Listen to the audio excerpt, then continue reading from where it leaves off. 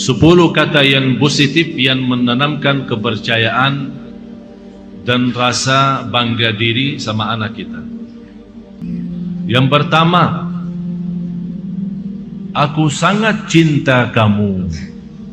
Angkatlah kepalamu, kamu anak saya. Faham bahasanya? Ngerti kan? Bagaimana caranya Anda menyampaikannya terserah. Saya cinta sama kamu, tidak usah pakai syarat-syarat. Bebaskan, saya cinta sama kamu. Angkatlah kepala kamu, karena kamu anakku. Yang kedua, saya bangga dan bahagia punya anak seperti kamu. Ini satu kata yang saya selalu suka ucapkan sama anak saya. Sambil lama-lama beliau menjawab, saya juga bangga punya ayah seperti Syekh Ali.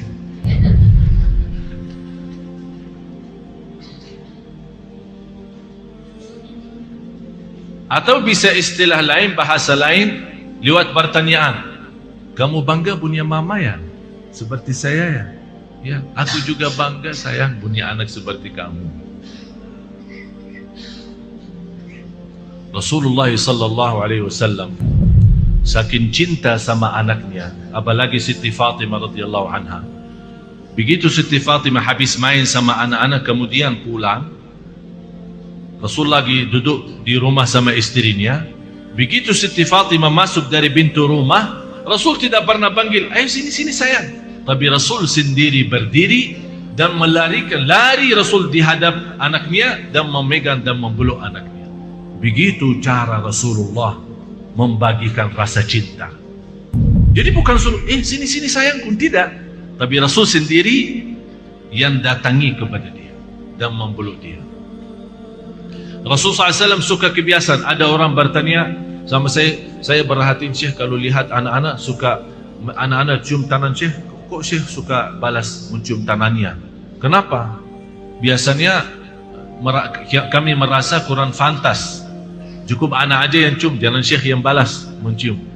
Apa yang saya lakukan, bukan saya melakukan ria, bukan saya melakukan karena mau tunjukkan apa, tapi saya berusaha mengikuti Rasul sallallahu alaihi wasallam. Karena Rasul melihat beberapa anak-anak, seorang laki-laki punya anak 11. Dia membawa anaknya, kemudian dia melihat Rasul bersama anak-anak lagi main. Rasul main sama anak-anak. Kemudian di antara anak seperti ini ada yang jatuh, Rasul membeluk dan mencium. Orang Badui, biasanya orang Badui dikenal sebagai mereka orang kasar ya. Karena orang badan basir, jadi tangannya pun kasar. Dia lihat Rasul mencium anak itu, anak Badui itu heran.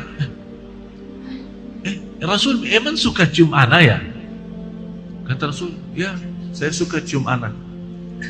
Kata orang itu, saya punya anak 11, tidak pernah satu-satunya saya cium. Apa kata Rasulullah? Apa yang saya bisa lakukan kalau Allah mencabut rahmah dari hatimu? Apa yang saya bisa lakukan kalau Allah mencabut rahmah dari hatimu? Berarti tanda rahmat Allah, kita cium anak kita itu menjadi tanda rahmat Allah yang Allah simpankan dalam hati kita.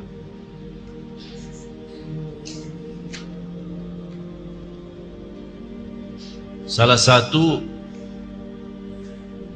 pemain Rasul SAW sama anak, apalagi anak-anak kecil, Rasul memegang tangannya dan menyuruh anak berangkat atau berjalan dengan kakinya di atas kaki Rasul sampai ke ujung dada. Bisa gambarkan? Jadi Rasul memegang tangan anak, kemudian disuruh naik jalan sampai kakinya di dadahnya Rasul, dan Rasul mencium anak itu dengan mulutnya Rasul langsung ke mulut anak itu. Ada seorang dokter dari Kanada, ahli jiwa, berkata, dia belum tahu hadis ini, dia belum tahu Rasul suka begini. Dia berkata, salah satu cara mencerdaskan anak kita dan menanamkan kepercayaan saat kita bersenang berhiburan sama dia, cuba bawa cara ini.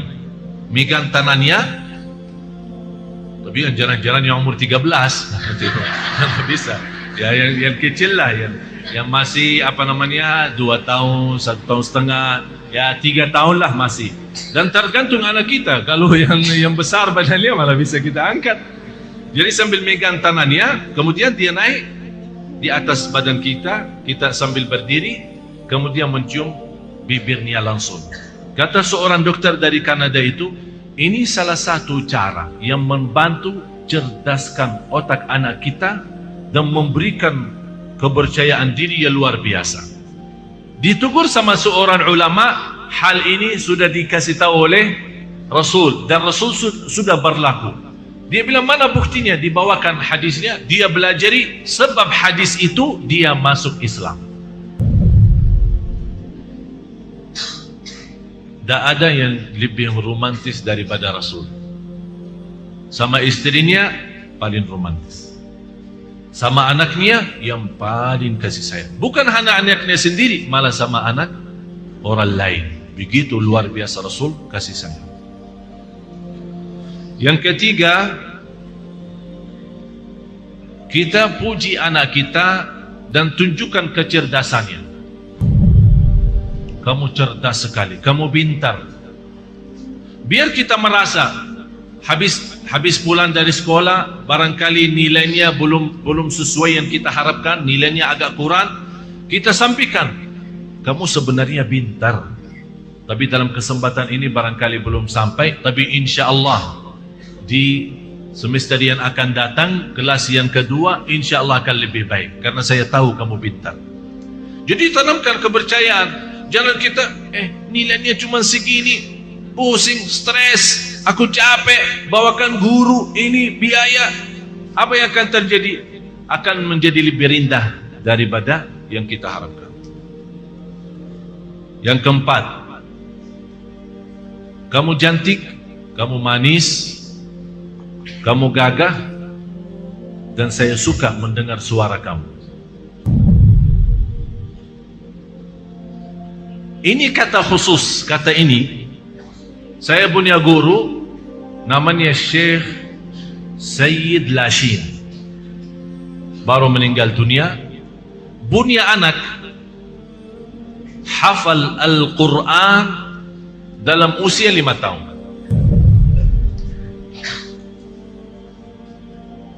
Tapi kalau ditanya bagaimana, dia bilang, saya selalu menanamkan di hati anak saya indah suaranya.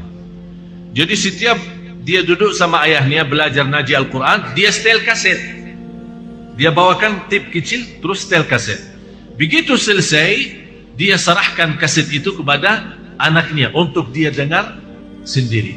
Anak itu sebagai anak kecil penasaran, sesuatu yang baru bagi dia, sesuatu yang aneh, tapi dia merasa ini suara saya dan itu indah luar biasa, sebagaimana kata ayah saya. Disitulah mulai dia menikmati baca, menikmati mendengar Al-Quran. Lama-lama tertanam rasa cinta Al-Quran. 5 tahun, dalam usia 5 tahun hafal 30 juz. Yang kelima, kamu seorang dengan kehadiran kamu di dalam keluarga ini menambah banyak kebahagiaan. Dengan kehadiran kamu dalam keluarga kami ini, kamu menambah banyak kebahagiaan. Artinya kita tunjukkan berguna, ini berguna bagi kita sebagai keluarga, berguna bagi kita sebagai keluarga. Jangan kita berkata, kita merasa malah beban ada kamu di sini.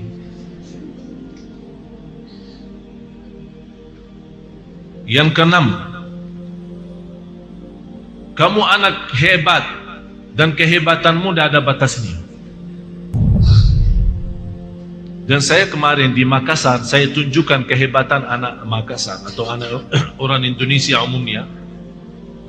Karena kemarin saya minta sama seorang anak di Makassar, waktu kita sama-sama ke sana, acara Masya Allah dihadiri banyak jamaah. Saya minta sama seorang anak, coba siapa yang bisa sebutkan nama surah juz 30.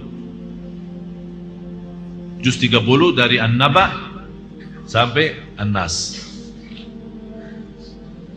Ada seorang satu-satunya, padahal anak waktu itu banyak sekali, tapi satu-satunya dia yang maju, beranikan diri, datang dan naik bangku dan kemudian dia membaca. Tapi Masya Allah baca dengan lancar. Ada di waktu acara itu ada saya bilang kalau bisa mengucapkan dan menyampaikan nama-nama surah saya akan kasih hadiah 50.000. Datang anak itu. Menurut saya seorang anak Indonesia, mohon maaf Bapak Ibu, umumnya anak-anak kita suka malu. Apalagi kalau di depan banyak orang suruh maju, mana bisa. Kita kadang-kadang mau maksa-maksa aja sudah tidak bisa. Tapi ini bisa maju sendiri dengan tawaran, biarpun dengan tawaran 50, tidak apa-apa. Tidak usah kita berkata harus dia belajar naji ikhlas, tidak usah bagi uang. Anak kita mana bisa tahu ikhlas? Ikhlas itu uang. Bagi anak kita ikhlas itu uang. Jadi salah satu metode untuk anak kita cinta dan mudah hafal Al-Quran, kita selalu memberikan balasan hadiah. Apa itu sepeda, apa itu uang, apa itu jalan-jalan. Tapi jangan hafal Quran ikhlas karena Allah. Qul inna salati wa nusuki wa mahyaya wa mamati lillahi rabbil alamin. Jangan macam-macam riak. Anaknya umur berapa? 4 tahun. Ini diceramahin lah gitu. Ini buat kita. Inna salati wa nusuki, ini buat tidak salah kalau Anda membagikan hadiah buat anak kita demi dia hafal Al-Quran. Yang ketujuh, kita selalu membawa anak kita terlibat dalam masywarah keluarga. Saya tidak pernah mengambil keputusan berdua sama istri. Mau keluar kota, mau bawa istri, saya panggil Hasan, ayo duduk, kita lagi rapat, ada meeting. Dari umur dan usia dia masih 4 tahun. Kali ini kita mau berangkat, tapi Hasan tidak ikut. Bagaimana pendapat Hasan? Mau diam sama neneknya atau mau ikut? Ya, kalau boleh ikut ya boleh. Kalau tidak boleh tidak apa-apa. Jadi kalau tidak ikut tidak apa-apa ya. Betul, betul. Emang biasa ditinggalin terus. Selalu saya lipatkan dia dalam masywarah. Mau pindah rumah, termasuk sekarang usianya 11 tahun, tapi dia yang urus bayar listrik sama orang rumah. Dia pergi, dia yang bayar listrik, dia yang belanja di kalau mau ke mall atau beli roti atau makanan atau buah, dia sendiri ke sana, dia yang nawar, dia yang bayar, dia yang menghitung sisanya, dia sendiri. Kalau saya mau datang, saya begitu telepon, saya pertama sebelum telepon istri, telepon ke anak. Ayah mau datang ke Lombok. Sendiri, begitu saya bicara sama ibunya, dia keluar rumah. Kemana Hasan? Dah tahu keluar. Apa yang dia lakukan? Langsung panggil orang rumah, naik motor, karena dia tidak bisa bawa motor, naik motor sama orang rumah. Ayah saya mau datang, saya mau beli roti. Karena ayah saya kalau subuh, pagi-pagi suka makan roti. Jadi inilah namanya melipatkan dia dalam masywarah keluarga. Jangan kita, dia kecil mau apa pendapatnya. Jangan, kemarin Profesor Nasruddin Umar berkata, biarpun anak kita masih belum menjadi dewasa dan faham, tapi jangan main-main, anak itu bisa menjadi salah satu waliullah dan doanya diijabah oleh Allah. Bagaimana kita minta sama orang salih dan sama yang tua mendoakan, boleh kita juga minta sama anak kita mendoakan. Yang kedelapan, kita senantiasa memuji dia di hadapan kawan-kawannya. Tapi saat kita puji, jangan berlebih-lebihan. Artinya, jangan berkata sama kawan-kawannya hal-hal yang tidak pernah terjadi. Anak saya suka naji Al-Quran setiap hari 10 juz. Di depan kawannya. Nanti anak kita 10 juz. Boleh kita puji, tapi dalam hal yang dia lakukan, supaya dia tertanam lebih banyak lagi. Tapi jangan kita puji dia, tapi hal-hal yang berlebihan atau yang tidak pernah dia lakukan. Yang kesembilan, kita mendoakan dia sambil angkat tangan. Tapi doanya boleh anda saat sendirian salat, di sujud, di luar salat kita doakan. Tapi ada sekali-kali kita lagi naik mobil, kita berdoa sambil naikkan suara, anak kita mendengar, tapi tambah kita pandangan kita ke dia. Jangan, kita tetap kita fokus seolah-olah kita tidak perhatiin ke dia, tapi kita mendoakan, ya Allah, anakku insyaAllah jadi hafal Quran, anakku sihat, dia mendengar bisikan doa kita. Tidak usah bilang, ayo kamu amin, amin. Udah biarin aja. Seolah-olah kita lagi sendirian. Tapi sengaja kita keraskan suara kita. Apalagi pas kita bawa mobil kemudian turun hujan, kita langsung, ya Insya Allah turun hujan.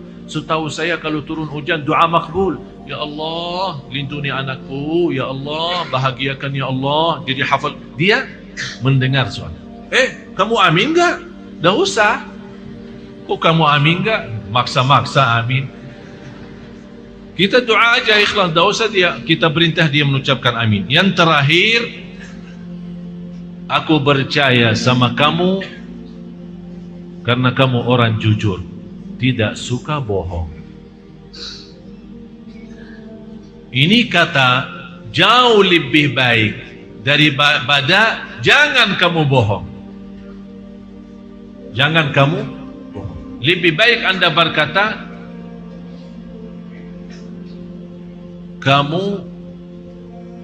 aku percaya sama kamu karena orang jujur. Kamu suka jujur. Oleh karena itu saya percaya sama kamu. Dan saya tahu kamu tidak suka bohong. Tapi jangan melarang dia berbohong. Dengan cara seperti ini akan selalu membuat dia berfikir sebelum menyampaikan satu cerita kepada orang tua. Kalau dia tahu cerita ini tidak benar, dia tidak bakal sampaikan. Kalau dia tahu sudah betul-betul jujur, baru dia akan sampaikan.